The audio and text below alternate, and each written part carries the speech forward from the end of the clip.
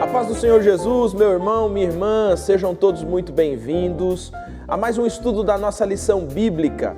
Eu sou o pastor Samuel e você está na nossa escola bíblica especial.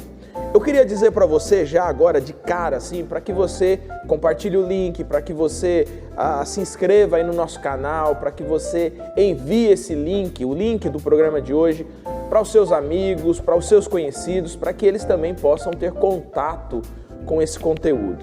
Nós estamos durante esses meses estudando Colossenses, Filemão, falando um pouquinho sobre a firmeza em Cristo. Firmados em Cristo é o tema dessa nossa série de lições.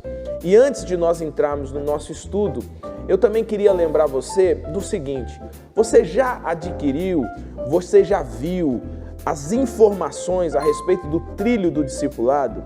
O programa Texto e Contexto dessas últimas semanas tem tratado um pouco da importância para uma comunidade, da importância para uma igreja de ter um trilho de discipulado, de ter um material que faça com que novos convertidos ou convertidos de há algum tempo possam rever as principais doutrinas da fé cristã. Então, olha, entra lá no site da Editora Promessa, aqui no nosso canal do YouTube tem uma live especial explicando o trilho do discipulado e você também pode colher mais informações a respeito da importância desse material também com os programas recentes agora do Texto e Contexto. Bom, vamos então hoje para o nosso estudo de número 9. Hoje nós vamos estudar um pouquinho a respeito da vida comunitária, a vida em comunidade. Então, sem demora, sem a gente perder tempo, você pega aí a sua Bíblia, pega a sua lição bíblica, lápis, caneta e vamos juntos estudar a palavra de Deus.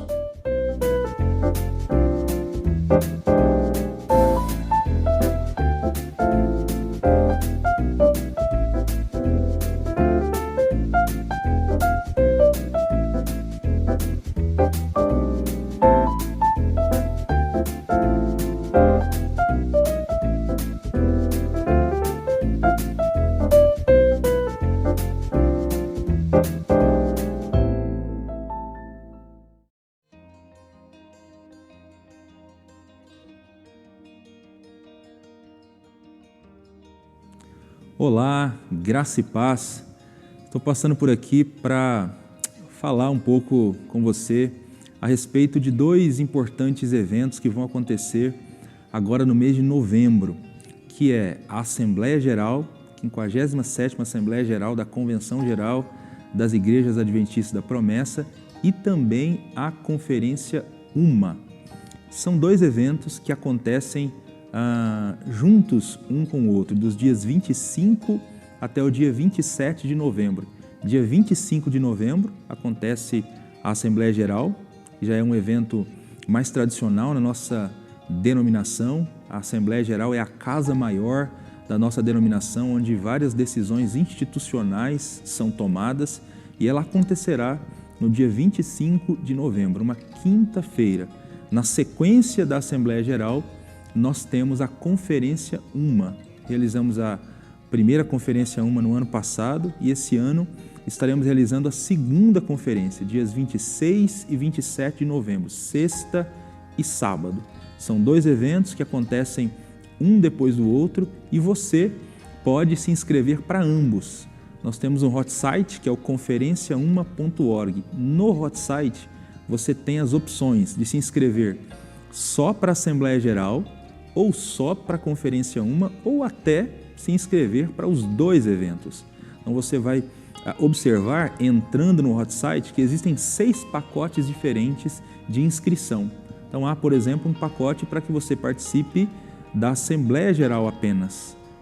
Ela acontecerá tanto de maneira online quanto de maneira presencial. Você pode se inscrever online e participar gratuitamente da Assembleia Geral, receber o link da Assembleia no seu e-mail para acompanhar durante todo dia 25 de novembro, esse evento, como também pode se inscrever para participar presencialmente da Assembleia. Mesma coisa a Conferência UMA, você pode se inscrever para participar somente online ou também se inscrever para participar presencialmente da Conferência UMA E existem os pacotes para você se inscrever também para ambas online ou ambas presencial.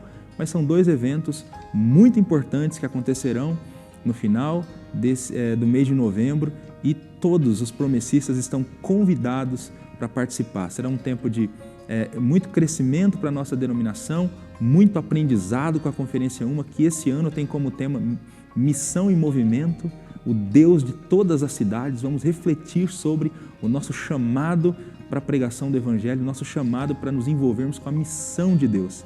Então, visite agora mesmo o hot site conferenciauma.org e se intere ainda mais de todas as informações para participar desses 2 importantes eventos.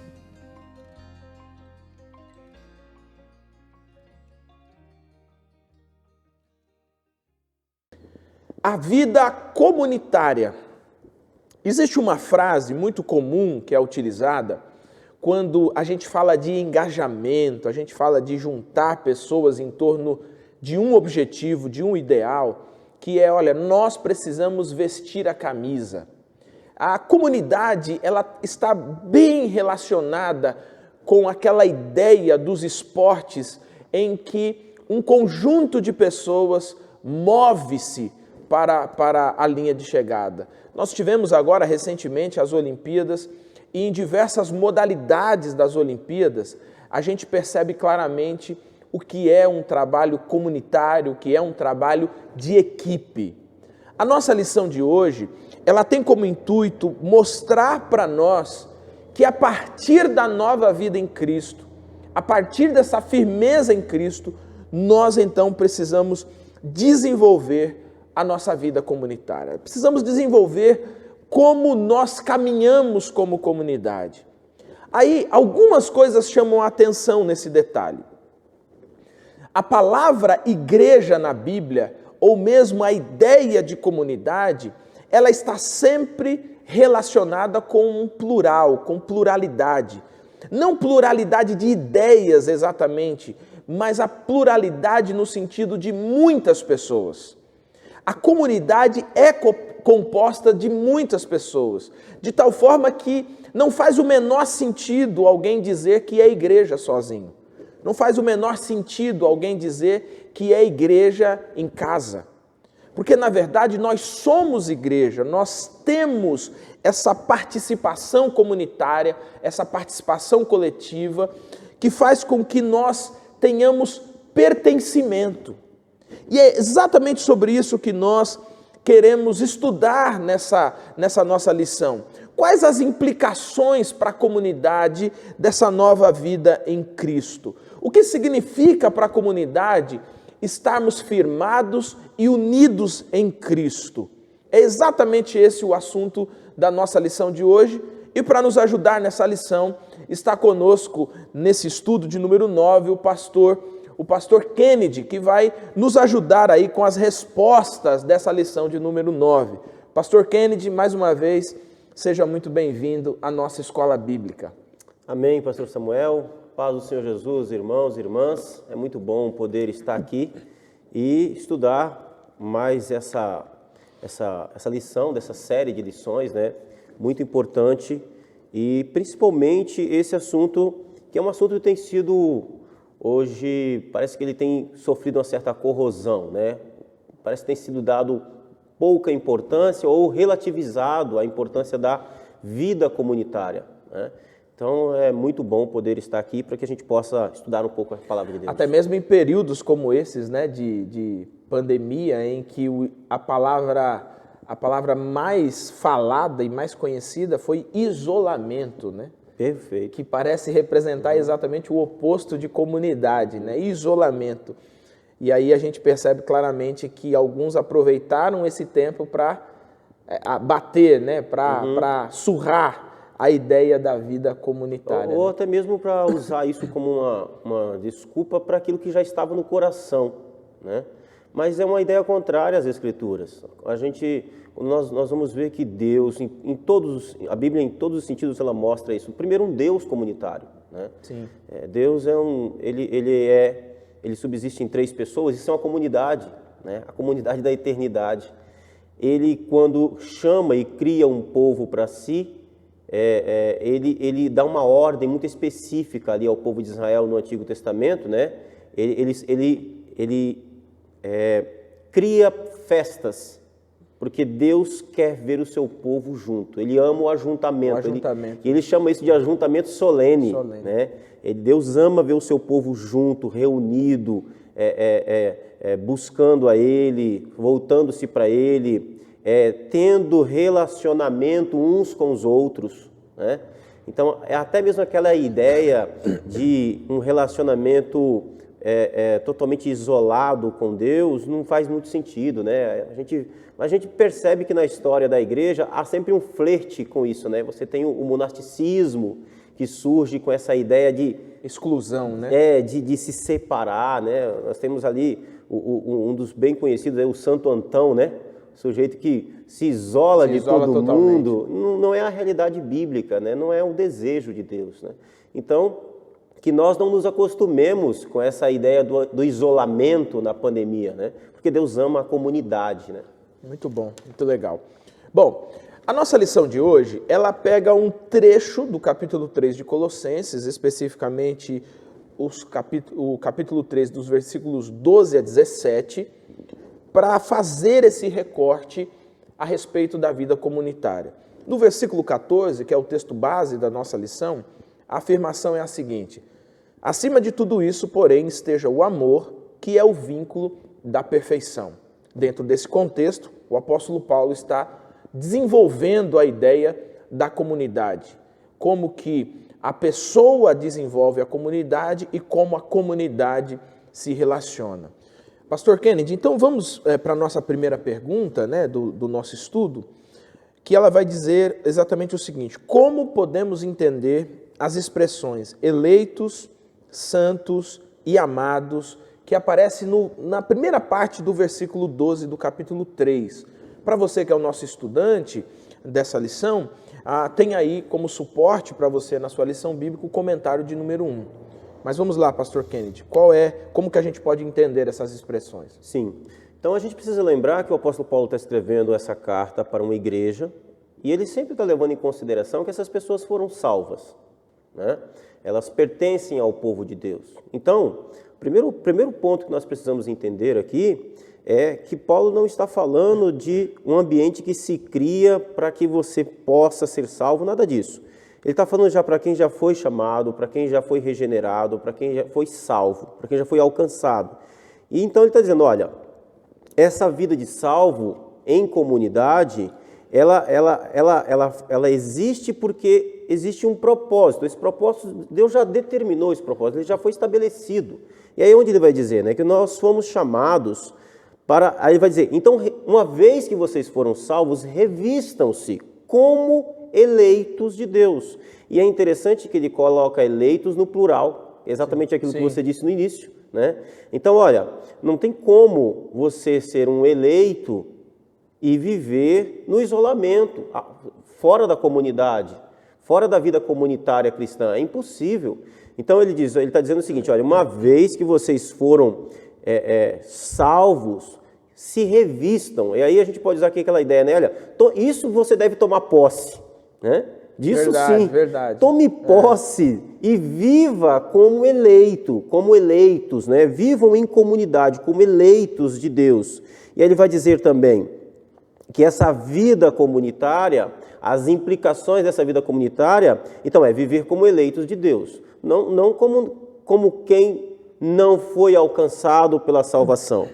E aí vai dizer, então vivam também como santos, como alguém que foi separado, não como ímpio, né? E também como amados de Deus.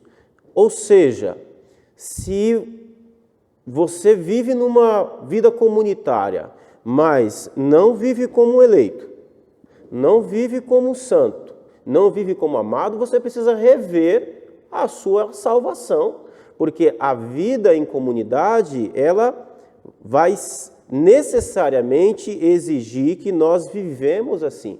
E nós não podemos ter uma comunidade cristã, uma igreja, a sua igreja local, a nossa igreja local não pode ser um lugar onde a impiedade fique ali sendo fomentada, aflorada, né? Que aquelas pessoas que vivem naquela comunidade, elas vivam como que se não houvesse da parte de Deus nenhum tipo de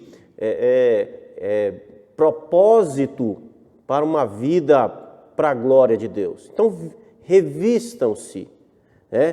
Tomem posse disso, vivam a partir daquilo que vocês são. Vocês são eleitos, ou seja, há um propósito na eternidade passada para que vocês possam viver a partir disso, como eleitos de Deus, como santos, como pessoas da qual foram separadas, como uma comunidade separada, como a igreja de Jesus separada. Então a nossa comunidade local, a nossa igreja local, precisa ser uma comunidade dentro de uma sociedade que ela tem esses traços, essas características, e também amados, né? Não de uma forma onde essas características não fiquem claras. Por quê? Porque não tem como ser diferente disso. O que Paulo está querendo dizer é que isso faz parte da identidade da comunidade cristã. Faz parte da nova natureza. Não tem como desvencilhar uma coisa da outra, né? É da natureza dessa comunidade. A gente precisa entender isso. A palavra de Deus, ela foca muito nessa questão da natureza. Nova criatura. Há uma nova natureza nessas pessoas, que é a natureza de Cristo, que está impulsionando elas a viverem uma vida diferente. Então, não tem como ser diferente disso. Se nós estamos firmados em Cristo, se nós estamos enraizados em Cristo, se fomos alcançados pela salvação em Cristo Jesus, é automático, há uma nova natureza sendo gerada no coração dessas pessoas, e então você tem uma nova comunidade, né? A comunidade do reino. Jesus, lá no Sermão do Monte, deixa muito claro que ela é diferente de tudo. De tudo, né? Ela não tem nada a ver com esse mundo, né? Ela é muito diferente, ela é peculiar.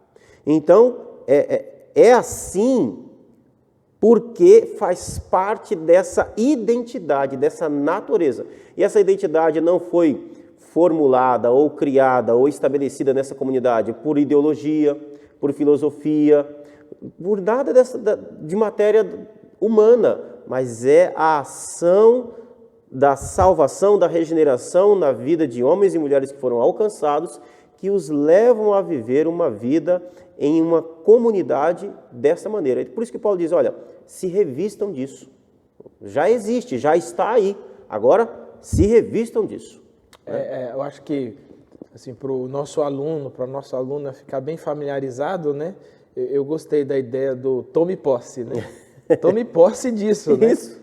Porque as pessoas, elas querem tomar posse do carro, da casa e tal, mas não querem tomar posse do sacrifício de Cristo na cruz, né? Exato. Que é esse sacrifício que nos reveste, né? Dessa eleição, dessa santidade, né? Desse amor. E é interessante isso, pastor Samuel, que aí a gente vê a natureza das coisas. Se você tem uma comunidade tomando posse daquilo que é passageiro, pó, fumaça, terreno, e não daquilo que já foi estabelecido na eternidade, através do sacrifício de Cristo, para uma eternidade futura, então a identidade está totalmente errada. Está totalmente distorcida, né? Não faz o menor sentido. Né? E está tomando posse de algo que é pó, que passa. É. Não, então se revista disso. Se revista do fato de que Deus o elegeu, né? E eu acho isso maravilhoso, essa ideia da eleição, para mim, ela é absolutamente fantástica nas Escrituras. Deus o elegeu, Deus o santificou, Ele o amou. Então se revista disso, tome posse disso, que isso nos fará uma comunidade cada vez melhor por causa dessa natureza dela. Por causa dessa natureza. Legal. Bom, na nossa pergunta de número 2, vai falar um pouquinho sobre a inspiração, né? Para viver em comunhão, qual a maior inspiração dos cristãos? Está aqui o texto base da nossa lição, né? Colossenses 3,14, e também um trecho aqui do item de número 1. Qual é essa maior inspiração, pastor Kennedy? Sim, o apóstolo Paulo aqui ele vai dizer no verso 14, né? Acima de tudo isto, porém, esteja o amor, que é o vínculo da perfeição. Então, a motivação de cada cristão em uma vida comunitária deve ser o amor. Tem uma frase, eu não me lembro o autor agora, mas ela é muito interessante, que ela diz que aos pés da cruz o terreno é plano, né? Todos nós somos servos, todos nós devemos estar nessa comunidade, nessa vida comunitária, nós devemos estar ali, e o que é que nos une, o que é que nos cola, o que é que nos conecta? Por quê? Porque nós somos diferentes, temos virtudes diferentes, temos necessidades diferentes, temos dificuldades diferentes uns dos outros. Ainda, do lado de cá do céu, ainda temos problemas, né? E é interessante que essa comunidade, essa vida comunitária que Paulo está falando aqui, não ignora que nós temos problemas. Nós temos problemas, por isso a gente precisa exercitar algumas coisas, né? Então, o que é que nos conecta? O que é que deve nos unir?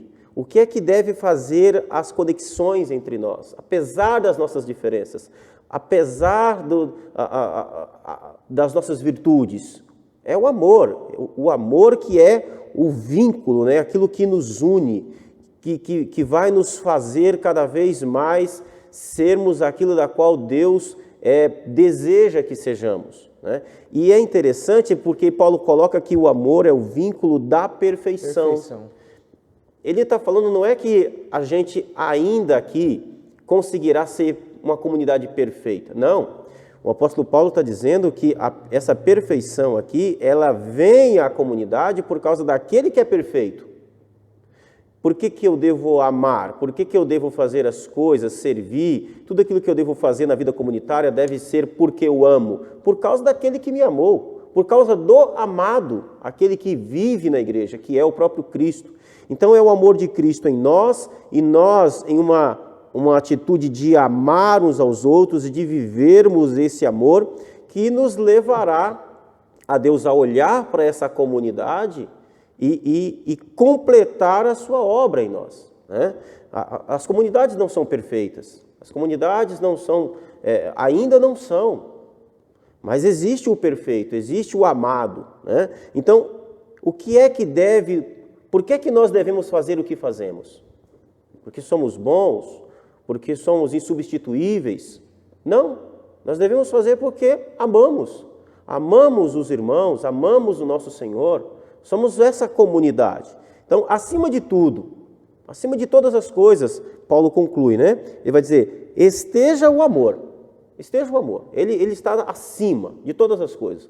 O resto para baixo pode ser resolvido, mas o amor não pode ser tirado de onde ele está. Aliás, essa ideia do amor como regulador da vida comunitária não é um assunto que o apóstolo Paulo está desenvolvendo agora, né? Ele vai falar isso em Coríntios, ele fala isso em Efésios, né? É interessante que lá em Coríntios, por exemplo, quando ele está descrevendo, né? Às vezes as pessoas têm uma dificuldade de compreender o texto de Coríntios, né?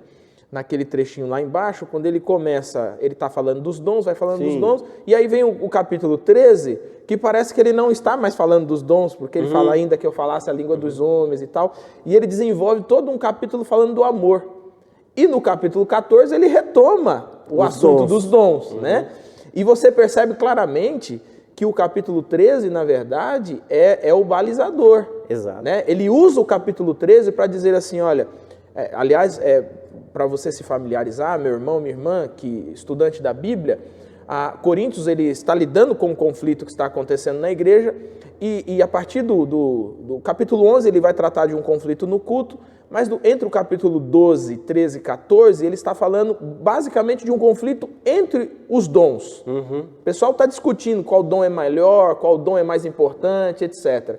E ele usa o capítulo 13 falando do amor para dizer que o amor precisa ser o regulador do dom. Não tem dom mais importante. Não, aqui todos servem, e servem com base no quê? No amor. Né? E aqui, em Colossenses, ele repete essa ideia do amor como um balizador, um regulador das ações comunitárias. Né? Eu acho isso sensacional.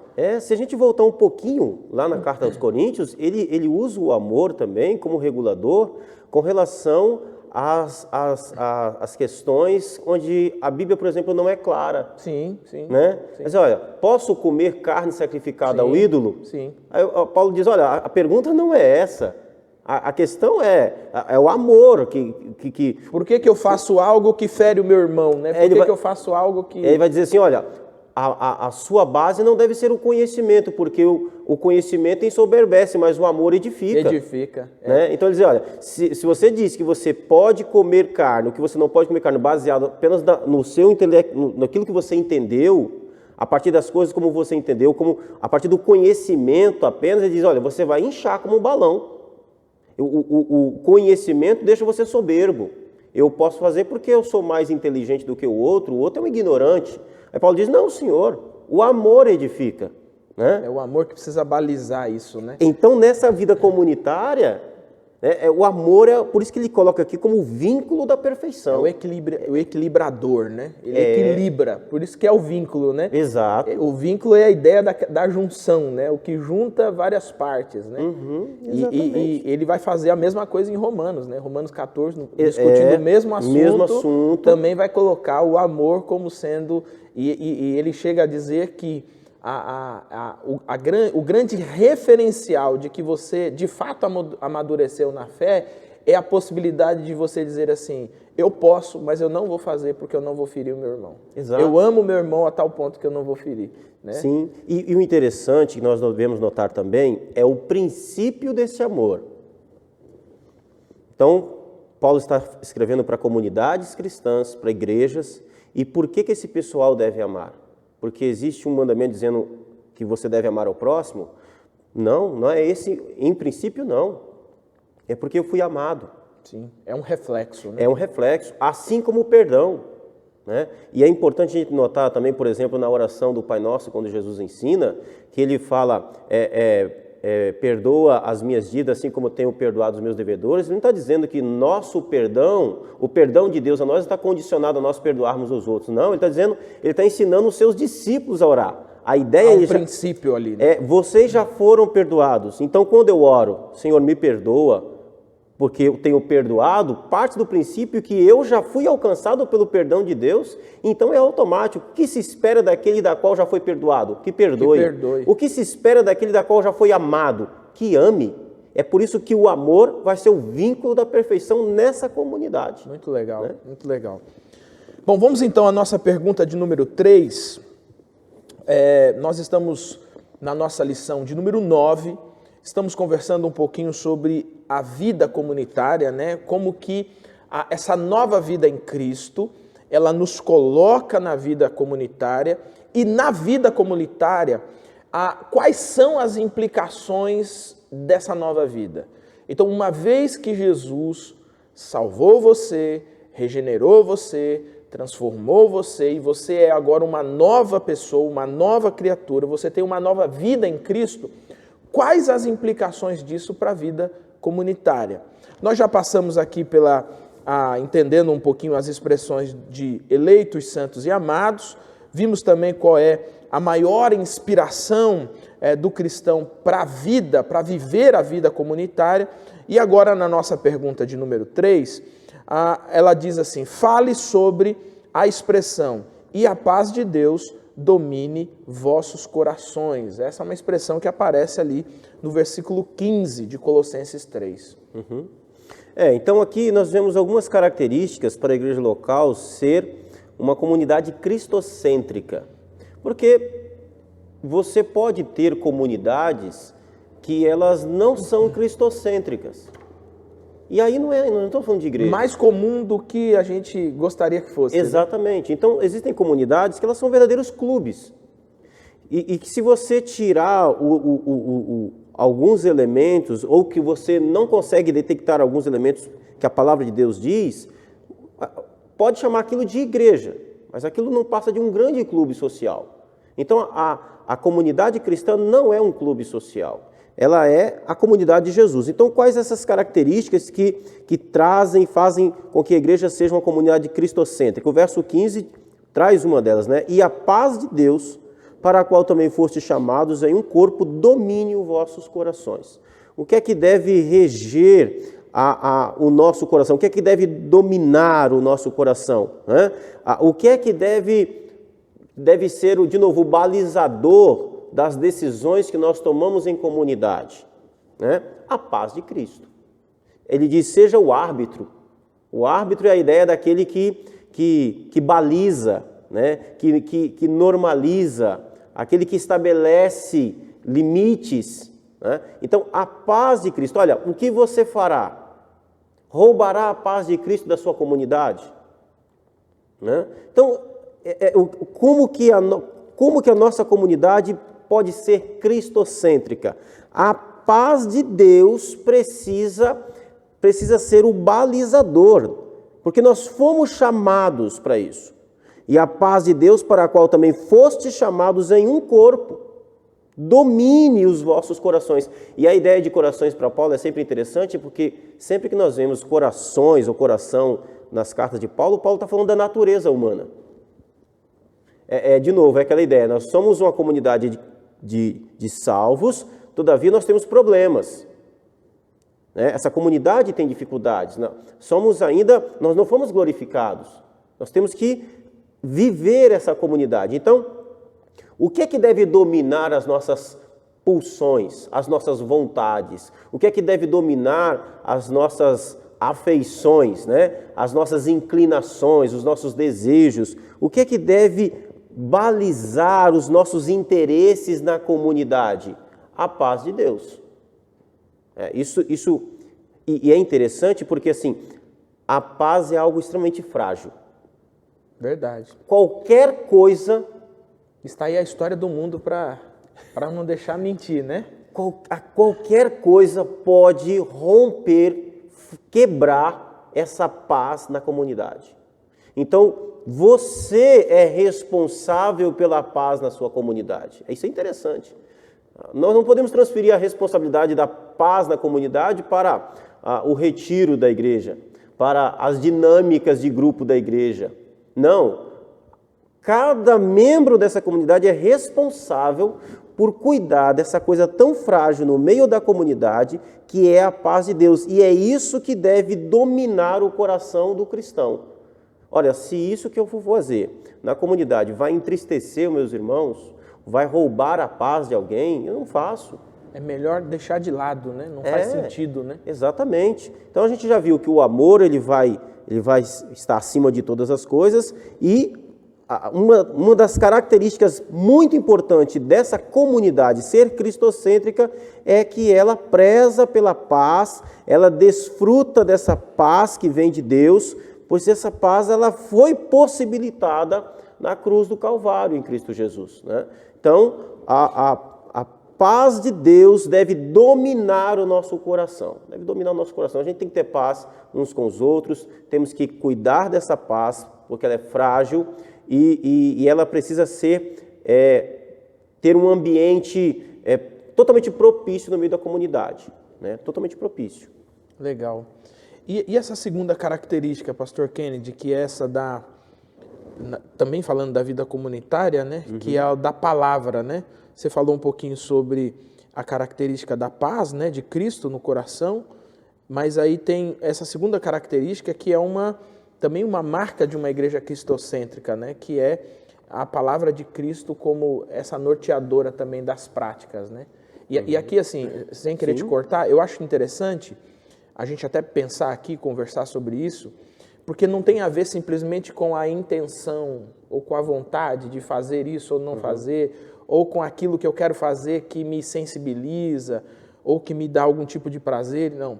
Mas também tem a ver com uma implicação direta da palavra de Deus, né? Com certeza, com certeza. A palavra de Deus é o que nos faz conhecer esse Deus que nos dá essa paz, né? É interessante porque, ao contrário do que pode-se pensar, geralmente, de modo geral, as pessoas têm uma ideia de que as coisas referentes à vida cristã, elas são meio que sobrenaturais por si só, e não é. São sempre emocionais, né? Não, por exemplo, fé. Fé é uma coisa totalmente racional, né? Se não fosse racional, Deus não tinha deixado um livro escrito para ser estudado, para ser lido, para ser estudado, para ser ensinado a partir dele. Então, a palavra de Deus e Paulo faz esse apelo, né? Que a palavra de Cristo habite abundantemente. Não é com pouca palavra, né? É muita palavra. Então, a comunidade cristã que está sendo constantemente sendo levada às Escrituras, exaustivamente, expositivamente às Escrituras, ela é uma comunidade saudável. Tira a palavra de Deus de uma comunidade e aquilo vira uma seita esquisitíssima, uma coisa horrorosa, onde se acredita de tudo e onde se faz uma bagunça de tudo. Agora, um ponto importante que nós devemos entender, que é o uso dessa palavra, né? Então, o que nós temos percebido hoje, muitas vezes, é uma manipulação dessa palavra em torno de interesses para que se crie uma comunidade não à imagem e semelhança de Cristo, mas e sim à imagem e semelhança do próprio desejo de homens. E, lamentavelmente, há público para isso. Embora o apóstolo Paulo já tenha dito que nos últimos tempos, né, os homens se cercariam de mestres segundo os seus corações, né? Os seus interesses. Eles formariam mestres, né? Exatamente. Gente que vai falar aquilo que as pessoas querem ouvir. Eu acho que o apóstolo Paulo não imaginou, mas na verdade ele estava falando de Instagram, de Facebook, né? Que é onde estão os mestres, né? Os mestres dos tempos difíceis, eles estão na rede social, né? Ensinando o que não sabem, dando orientações do que nunca fizeram. Né? E induzindo muitas pessoas ao erro e a decisões na própria vida, né? Exato. E a palavra de Deus nas comunidades de Jesus, as comunidades genuinamente de Jesus, a palavra de Deus protege disso. Sem dúvida. A palavra de Deus protege. É por isso que o apelo do apóstolo Paulo, quando está escrevendo aos Colossenses, e Paulo está lidando com os Colossenses lá com um problema de mestres heréticos, gente que estava distorcendo o evangelho lá em Colossos, né? Ele diz, olha, fiquem na palavra, a palavra de Cristo precisa ser praticada na comunidade. A palavra de Cristo habite, né? Que a palavra de Cristo monte barracas, que ela fique aí, que ela esteja no meio de vocês de forma abundante. E isso aqui é interessante. A que grupos dessa comunidade a palavra precisa habitar abundantemente? Todos os grupos. Do berçário da igreja aos anciãos da igreja. Do berçário da igreja aos doutores da igreja. Porque são dois extremos, né? Sim. Às vezes a gente pensa que as crianças não têm capacidade de entender as Escrituras, e às vezes a gente pensa que aquele que estudou muito já não precisa mais. É verdade. Não há. Na comunidade que a palavra de Cristo habite abundantemente, transborde em toda a comunidade. Isso vai fazer a igreja ser uma igreja saudável, isso vai fazer uma igreja ter um relacionamento verdadeiro, íntimo com Deus. Isso vai fazer com que a igreja seja protegida de heresias, de modismo, de pragmatismo. Né? Isso protege a igreja, isso abençoa a igreja. Então a vida comunitária, ela precisa ser, ela é cristocêntrica, quando a palavra de Cristo habita no meio dessa comunidade de forma muito abundante. Legal. Essa coisa da palavra, né? Às vezes a gente fala, né? Palavra, né? E algumas pessoas, cada pessoa, na verdade, tenta interpretar da sua forma, né? Mas, na verdade, Pastor Kenny, você pode até aprofundar um pouco mais isso que eu estou dizendo, mas nós estamos falando da exposição da Escritura mesmo, né? Sim. Do ensino da Escritura, do cantar a Escritura, de usar a Escritura para balizar os relacionamentos, a Escritura como centro do ensino, como centro da base, da estrutura da igreja, né? Sim. Então não é palavra no sentido lato, né? É palavra no sentido estrito mesmo, da Escritura Sagrada, da Bíblia Sagrada, né?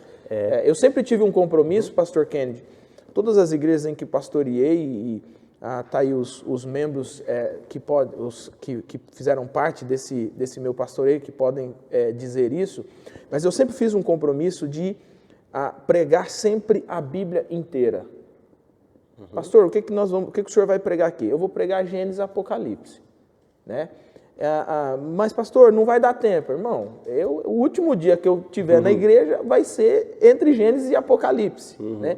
Porque a Bíblia, ela precisa de fato ser aquela que norteia a nossa vida. Essa nova vida em Cristo, ela não é solta, ela não espera uma revelação, uma luz piscando ou alguma coisa do tipo. Não, ela dá um livro para a gente, entrega a Escritura para a gente e diz, olha, estuda esse livro vai ajudar você.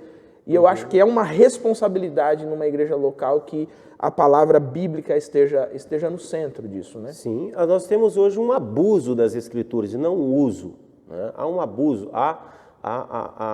você tem verdadeiras comunidades doentes, você vai lá, o sujeito abre a Bíblia lá, ele lê o texto, né? Mas ele não está usando o texto, ele está abusando do texto, ele está usando o texto para dizer aquilo que, para justificar aquilo que ele quer. Sim. E não para trazer a palavra de Cristo à sua comunidade. Eu creio que um dos melhores métodos para que isso aconteça numa comunidade, essa exposição da palavra de Deus, é exatamente isso. Você, por exemplo, pregar uma carta inteira, um livro inteiro, né?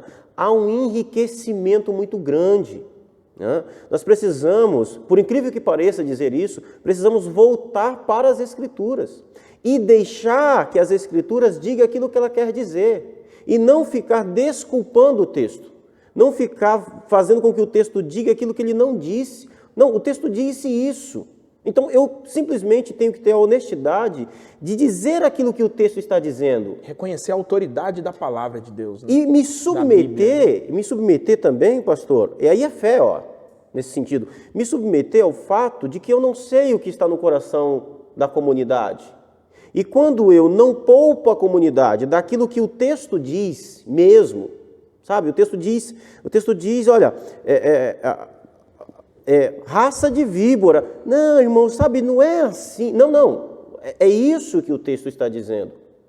É isso que eu vou dizer. Eu vou dizer para você o que o texto está dizendo. Então, quando eu faço isso, eu tenho fé que eu não sei o que está acontecendo no coração do irmão, da comunidade. E talvez aquele irmão, aquela comunidade esteja precisando disso. E o Espírito Santo não tem compromisso com a minha palavra, com o que eu acho. O Espírito Santo tem compromisso com as Escrituras, com a palavra de Deus. Nós temos que nos humilhar diante de Deus, nos submetermos à autoridade do texto e crermos que o Espírito Santo sabe o que está fazendo e entregar o texto, a explicação do que o texto está dizendo, nua e crua, sem medo de ser feliz. E deixar o Espírito Santo fazer o que só ele pode fazer. Exatamente, porque lá no banco tem alguém que precisa ouvir isso. Esse dia eu vi um vídeo, se não me engano você postou um trechinho de uma série, eu já tinha visto, de uma moça capelã. Ah, sim. Que vai até um hospital. Aquilo é sensacional, aquele episódio dessa série é sensacional, é um negócio muito, muito profundo. E é exatamente isso. A moça está dizendo para aquele rapaz ali, em fase terminal, aquilo que não é o que as Escrituras dizem. Sim. E ele se revolta com ela. A ponto dele mesmo perceber isso, né? Exato. Olha, eu estou indo para um lugar que eu preciso saber se há um outro caminho para mim, né? Exato. Então, não poupe a sua comunidade das Escrituras. Não poupe a sua comunidade da frieza, da verdade das Escrituras. Porque Deus está aqui, está escrito, está registrado. A autoridade é da Bíblia, né? A autoridade é da Bíblia. A autoridade não é do pregador, Exato. Né? O pregador tem autoridade emprestada, né? Ele tem autoridade enquanto ele prega fielmente a Escritura, né? E toda a Escritura. Sim. A gente tem que tomar cuidado para não pregar apenas a parte cor-de-rosa do texto. O texto tem partes que são promessas. A Bíblia fala de promessas, ela tem muitas promessas. Mas a Bíblia também tem mensagens de juízo. Ela tem mensagens de alerta. Então, não poupe a sua comunidade dos alertas. Poupar a comunidade dos alertas da palavra de Deus é deixar essa comunidade em perigo, Sim. em perigo total. Ela fica suscetível aos lobos, né? E muito. A gente acabou entrando na pergunta 4, Sim. né? Que era justamente quais áreas o apóstolo Paulo pede que os cristãos apliquem a palavra de Deus de acordo com esse versículo 16, né, de Colossenses, que nós já começamos com a primeira parte, Sim. que é a palavra, né? A palavra precisa ser aplicada no ensino, mas também nos aconselhamentos, etc. Quais áreas mais, pastor Kennedy, o apóstolo Paulo descreve aqui nesse versículo 16? Sim, o apóstolo Paulo ele vai dizer, né? Eu vou ler o texto, né? Ele vai dizer, olha que interessante isso. Em toda a sabedoria, ensinando-vos, admoestando-vos uns aos outros, aqui nos aconselhamentos, né? E aí ele vai dizer também das áreas da liturgia, muito importante, com salmos, hinos, cânticos espirituais, cantando ao Senhor com graça em vosso coração. Olha, quando nós olhamos para a parte musical do evangelicalismo brasileiro, dá até tristeza muitas vezes, né? As nossas músicas precisam ser bíblicas. A palavra de Deus precisa ser o centro daquilo que a gente canta, né? A igreja, aliás, ela é aquilo que ela canta. Se a sua igreja canta sabor de mel, ela está enferma, ela está doente. A teologia dela não é bíblica, é humanista. Então, na música, nos aconselhamentos, nas conversas, né? Uma comunidade quando sai, irmãos de uma comunidade, por exemplo, quando vão para a pizza, não tem como. A palavra de Deus, em algum momento, ela entra ali naquela conversa. Sim. A palavra de Deus é o árbitro daqueles relacionamentos. Então, a palavra de Deus está em todo lugar, em todo momento, na liturgia da igreja, na vida social da igreja, no porquê que a igreja faz o que faz. Por que a igreja tem a missão que tem? É para cumprir uma agenda moderna?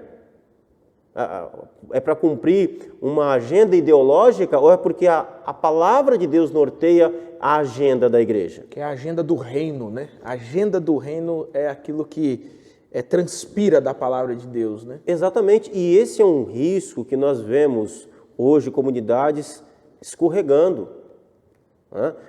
A agenda da igreja se tornou a agenda da cultura, a agenda da sociedade. Não, a agenda da igreja é pautada por aquilo que a palavra de Deus diz. Porque senão amanhã vem outra agenda. Aí muda a agenda da igreja. Nós então não estamos falando mais de uma comunidade cristã. Nós estamos falando de um clube social. Uma comunidade social. De uma comunidade social. Não é mais igreja de Jesus. E aí ela já não é mais explicada pela escritura, né? Ela vai ser explicada pela sociologia ou pela antropologia. Pelo tempo dessas coisas, né? Porque essas coisas também mudam direto. E é interessante, nesse tópico que fala que a palavra de Deus precisa estar, por exemplo, na música, etc. Eu já fiz esse cálculo. Se você parar para pensar, a música, o tempo musical da igreja, às vezes tem o mesmo tempo da escola bíblica. Uhum. Da pregação, né? Às vezes tem mais tempo que a pregação. Sim. Né? Porque a gente já foi em diversos lugares em que canta 1h30 e aí alguém fala no seu ouvido, o senhor resolve em 15 minutos? Resolvo. Né? Por quê? Porque aí, assim, é aquela coisa, né? Se a música, ou o momento musical, ele ocupa também esse espaço da liturgia, então ele não é um espaço de somenos importância. De jeito nenhum. Por isso que a música precisa cantar a palavra de Deus. Precisa cantar o que a gente crê, precisa cantar o que a gente ensina, né? Não pode ser só porque tocou no rádio a música e ela é legal e nós vamos cantar na igreja, né? Fica a dica. Existem músicas para você ouvir no seu carro, mas não serve para cantar na igreja. Não é para a comunidade. Não é para a comunidade. Né? Então, assim, e é lindo, é maravilhoso você participar de um culto onde a palavra é cantada. Sim. A palavra foi cantada. Irmão, é uma bênção igrejas onde a escritura é cantada. A mensagem é só mais palavra, é mais palavra de Deus. Né? Então, é assim, quando você tem uma comunidade que canta as escrituras, Deus está falando por meio de todos, por meio da comunidade. Sim, verdade. A palavra está sendo pregada por meio da comunidade. Por meio da comunidade. Depois o que nós temos é a palavra sendo falada por meio do ministro do Evangelho. É a comunidade se edificando e a comunidade evangelizando, né? E toda a comunidade, porque quando você tem comunidades assim, que cantam as Escrituras, geralmente essas comunidades, você vai perceber, as crianças cantam. Todos cantam, todos conhecem. Sim. Né? E aquilo ali, essa experiência é muito importante, porque aquela música cantada, você pode não lembrar do sermão que o pastor pregou no sábado passado, mas se a música lembra. A música fica. É verdade. A música fica. Porque a música tem uma capacidade de mexer com vários dos sentidos humanos, né? Ela não mexe só com o intelecto, mas ela mexe também com as emoções, ela mexe com sentimentos, né? Ela provoca coisas que estão escondidas, né? Por isso que às vezes a pessoa num culto pode aprender com uma música com uma letra errada. Sim. E não aprender com um sermão correto na Escritura. Exatamente. Né? É um negócio que, principalmente para igrejas como nós somos pentecostais, né? É sempre um calcanhar de Aquiles, né? Porque a emoção ela está sempre muito envolvida e você precisa transferir isso da palavra e não simplesmente emoção por emoção, né? Não simplesmente sentimento por sentimento, né? Mas aquilo que a própria palavra de Deus provoca no coração humano, produz no coração humano, né? Sim, e assim, pastor Samuel, parece exagero, mas não é. Dizer que a palavra precisa estar em tudo na igreja, a palavra precisa estar no aconselhamento para casais. Nós precisamos tomar cuidado. Nós temos recursos humanos da ciência que são importantes, são muito importantes, mas nós não podemos abrir mão daquilo que a palavra ensina. Então, é um aconselhamento para casal. Fiquemos e confiemos na instrução que a Bíblia traz, por exemplo, para isso. É um aconselhamento para criança, para filhos. Fiquemos com aquilo que a palavra de Deus diz sobre isso. Ela tem instrução para isso. Confiemos, vai dar certo, creia. Porque às vezes eu percebo que algumas pessoas flertam e abandonam o conselho da palavra e ficam com o conselho da psicologia só. A psicologia vai ajudar, ela é muito boa. Mas nós não podemos abrir mão daquilo que as Escrituras dizem, porque em algum momento essas duas coisas vão entrar em conflito, no seu aconselhamento, na sua conversa com o irmão, com a irmã, com a mocinha, vai entrar em conflito. E aí você precisa decidir por uma, porque as duas estão falando coisas totalmente opostas. Fiquemos com as Escrituras. Fique com a verdade da palavra de Deus. Ela é o poder de Deus. Pastor Kennedy, chegamos aqui ao finalzinho.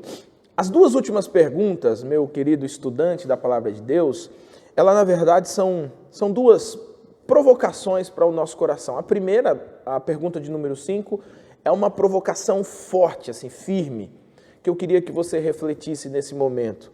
Você tem cooperado ou você tem atrapalhado a comunhão da sua igreja local? Quem é você dentro da sua comunidade? Alguém que coopera na edificação da comunidade ou alguém que tem atrapalhado a comunidade? Queria que você fizesse essa reflexão para a sua vida. É um confronto que a gente precisa fazer ao nosso próprio coração. A pergunta 6, ela vai falar um pouquinho sobre o ministério de Jesus, né, o comportamento de Jesus durante seu ministério, e mais uma vez confronta a gente com essa informação, com essa pergunta, com essa provocação, melhor dizendo, né? Qual a área da nossa vida que Cristo, que o Salvador, precisa ser centralizado? Será que tem alguma partezinha do seu cotidiano, do seu pensamento, das suas ações, que você precisa entregar para Cristo? Você precisa centralizar Cristo, fazer Cristo o centro, para que Ele ajuste você, para que Ele oriente você e você seja alguém extremamente importante na cooperação da vida comunitária. Então fica aqui as duas provocações para o nosso estudante. Pastor Kennedy, pode fazer uma oração para a gente? Amém. Vamos orar. Eu quero orar e quero pedir a você que faça um exercício de fé, que eu quero te dar um desafio agora, para que você ore pela sua comunidade e para que você ore pela sua contribuição, pela sua posição, onde você está na sua comunidade. É muito importante a colocação que o pastor Samuel fez. Você está mais atrapalhando a sua comunidade, você está sendo bênção na sua comunidade. Reflita sobre isso, ore por ela, ore pelo seu pastor, ore pelos seus membros. Eu quero desafiar você a orar pela sua igreja local. Ela é o lugar onde Deus age de forma poderosa no meio da sua sociedade. Amém? Amém. Oremos. Pai Santo, queremos ser essa comunidade porque o Senhor nos chamou para sermos essa comunidade cristã. Ajuda-nos, ó Deus, em nossas limitações e nossas fraquezas. Eu oro a Ti, Senhor, pela igreja onde sirvo. Eu oro, meu Deus, pela comunidade local onde o Senhor me dá a alegria de poder servir a Ti. Eu oro pelos meus irmãos da IAP de Santana. Meu Deus, que eu seja a bênção na vida deles. Senhor, que eu não seja encontrado, meu Deus, como sendo um problema, de jeito nenhum. E que nós, meu Deus, venhamos nos ajudar mutuamente. Senhor, aumenta, meu Deus, e fortalece os nossos laços de amor. Tem misericórdia de nós. Nos abençoe, Senhor. O Senhor nos plantou nesse lugar com um propósito. Cumpra o seu propósito para a sua glória e para o seu louvor. Eu louvo a Ti, meu Deus, pela vida desses irmãos amados. Louvo a Ti, meu Deus, por cada comunidade, por cada irmão que está agora, Senhor, em oração pela sua comunidade. Abençoe, meu Deus, os Teus servos, os Teus ministros. Senhor, que a Sua palavra seja uma espada, meu Deus, bem manejada na mão de cada um, para a glória do Teu nome e em nome de Jesus. Amém. Amém. Pastor Kennedy, mais uma vez, obrigado. Amém. Que Jesus abençoe sua vida, seu ministério. Meu querido estudante, querida estudante da Palavra de Deus, chegamos ao fim então da nossa lição de número 9. E olha só, eu quero lembrar você que a nossa escola bíblica vai ao ar sempre às quartas-feiras. A reprise acontece aos sábados pela manhã, mas tem toda uma grade de programações, texto e contexto na segunda, conexão feminina na terça, quinta-feira promessas de esperança. Toda a programação da nossa grade aqui, toda a programação do nosso canal que você pode acessar e participar. Que Jesus abençoe a sua vida, que você tenha bons estudos e nos vemos na próxima semana.